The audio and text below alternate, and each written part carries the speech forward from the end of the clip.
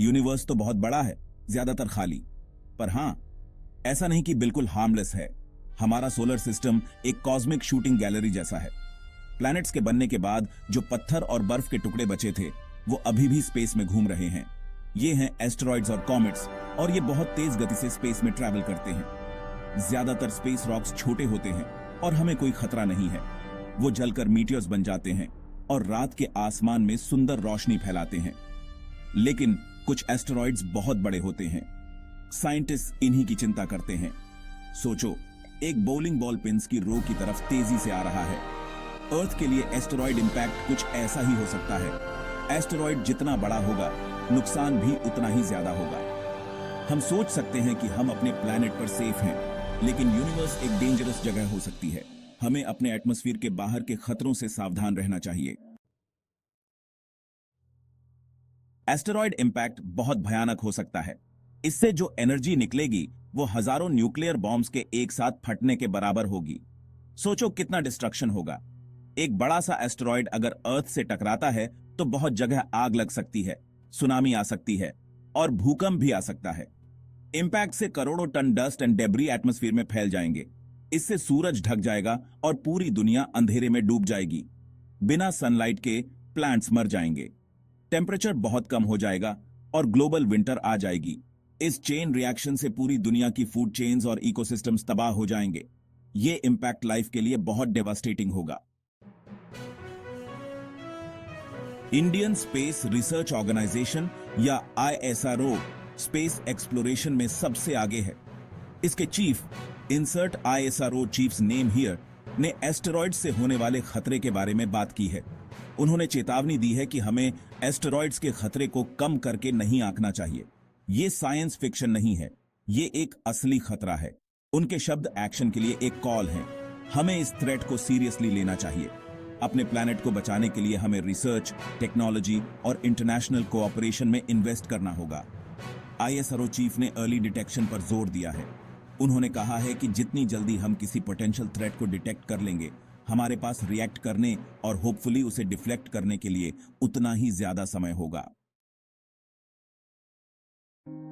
धरती पर पिछले एस्टेरॉइड इंपैक्ट्स के निशान आज भी मौजूद हैं। सबसे प्रसिद्ध उदाहरण है मेक्सिको का चिकसुलब क्रेटर। यह बहुत बड़ा क्रेटर, जो 6.5 करोड़ साल पहले बना था, माना जाता है कि यह एक एस्टेरॉइड इंपैक्ट का परिणाम है जिसने डायनासोर्स का सफाया कर दिया था। चिकसुलब इंपैक्ट हमें एस्टेरॉइड्स की विनाशकारी शक्ति दिखाता है।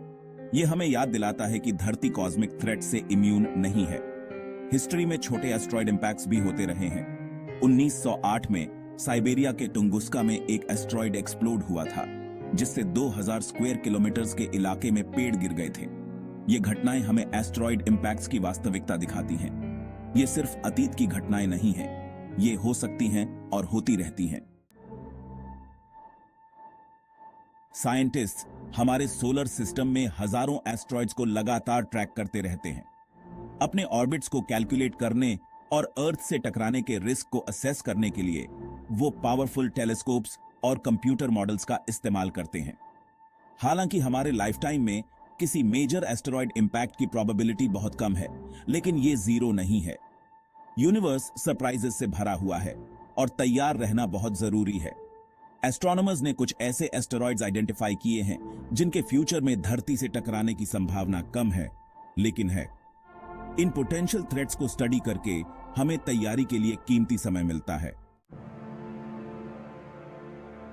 अपने प्लैनेट को एस्टेरॉइड इंपैक्ट से बचाने के लिए एक ग्लोबल एफर्ट की जरूरत है। इसके लिए हमें अपने बेस्ट साइंस, टेक्नोलॉजी और इंटरनेशनल कोऑपरेशन की जरूरत होगी। एक स्ट्रैटेजी है early detection. Potentially hazardous asteroids को पहले से ही आइडेंटिफाई करके हम उन्हें डिफ्लेक्ट करने के लिए स्ट्रैटेजीज डेवलप कर सकते हैं। हम उन्हें धीरे से धक्का देकर अपने रास्ते से हटा सकते हैं और अर्थ से कोलिजन को रोक सकते हैं। डिफ्लेक्शन के कई तरीके सजेस्ट किए गए हैं। इनमें शामिल हैं स्पेसक्राफ्ट का इस्तेमाल करके एस्टेरॉइड को इंपैक्ट करना, ग्रेविटी ट्रैक्टर्स का इस्तेमाल करके उसे धीरे धीरे खींचना, या यहाँ तक कि एस्टेरॉइड के पास एक न्यूक्लियर डिवाइस डेटोनेट करके उसके ट्रेजेक्टरी को बदलना। इन टेक्नोलॉजीज को डेवलप करने में समय, रिसोर्सेज और कोलैबोरेशन की जरूरत होगी, लेकिन यह बहुत जरूरी है। हमारी सभ्यता का सर्वाइवल इसी पर निर्भर है। एस्ट्रॉइड इंपैक्ट की संभावना एक साइंस फिक्शन फिल्म की तरह लग सकती है, हालांकि ये एक असली खतरा है जिसे हमें स्वीकार करना चाहिए और उसके लिए तैयार रहना चाहिए। स्पेस से होने वाले खतरों को समझना डर में जीना नहीं है, यह इन्फॉर्म्ड रहने, तैयार रहने और प्रोएक्टिव रहने के बारे में है। यह हमारे प्लैनेट को आने वाली जेनरेशंस के लिए सेफगार्ड करने के बारे में है। जिस तरह हमने अर्थ पर रिस्क्स को मैनेज करना सीखा है, उसी तरह हमें अपनी जिम्मेदारी कॉस्मोस तक बढ़ानी होगी। हमें अपने प्लैनेट का रक्षक बनना होगा और उसे नजदीक और दूर दोनों तरह के खतरों से बचाना होगा।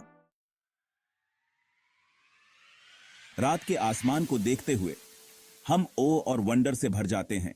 यूनिवर्स एक बहुत बड़ी और रहस्यमय जगह है जो खूबसूरती और खतरे से भरी हुई है। हम इस यूनिवर्स का हिस्सा हैं और हमारी डेस्टिनी इसी से जुड़ी है। एस्ट्रॉइड इंपैक्ट्स का खतरा हमें कॉस्मोस में हमारी जगह की याद दिलाता है। यह हमें याद दिलाता है कि हम सभी इस प्लैनेट पर सवार हैं और स्पेस में साथ ही ट्रैवल कर रहे हैं। अपने घर की रक्षा करना हम सभी की जिम्मेदारी है। साइंस, टेक्नोलॉजी और इंटरनेशनल कोलैबोरेशन को अपनाकर हम इन चुनौतियों का सामना कर सकते हैं। हम यह सुनिश्चित कर सकते हैं कि मानवता इस प्लैनेट पर, हमारे पेल ब्लू डॉट पर आने वाली पीढ़ियों तक फलती फूलती रहे।